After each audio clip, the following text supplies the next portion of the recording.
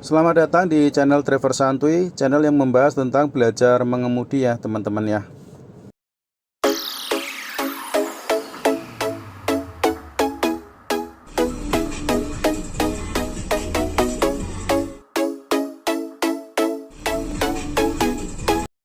Pengemudi yang mahir atau profesional, dia itu tidak hanya sekedar pandai nyetir dan pandai ngomong, melainkan juga memiliki etika dan attitude yang baik.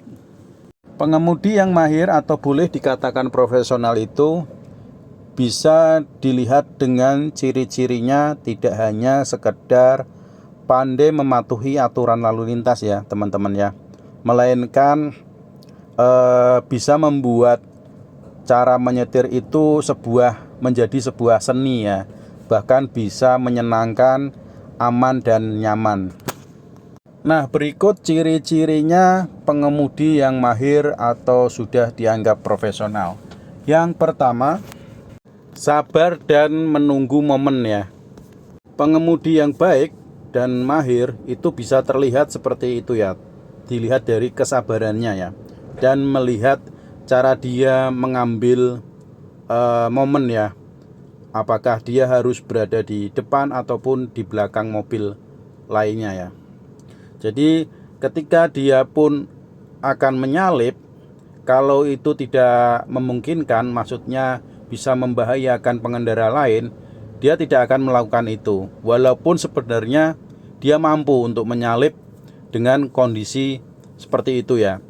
Jadi kalau ada pengendara yang menyalip secara ugal-ugalan, bisa dipastikan dia itu sopir kampungan ya teman-teman ya. Yang kedua, ciri-cirinya pengemudi yang mahir ataupun profesional itu mampu memutuskan masalah-masalah yang ada di jalan ya teman-teman ya. Contoh misalkan ketika menghadapi kemacetan di satu titik jalan itu, pengemudi tersebut bisa mencari jalan alternatif yang tidak macet. Contoh lain, bisa mengendalikan ketika ada kendaraan lain yang di depannya itu mengalami kecelakaan ya. Jadi harus bisa memutuskan secara cepat. Karena tidak dipungkiri bahwasanya kedepannya kita tidak akan tahu ya ketika kita berada di jalan ya teman-teman ya. Ciri-ciri berikutnya ataupun yang keempat ya teman-teman ya.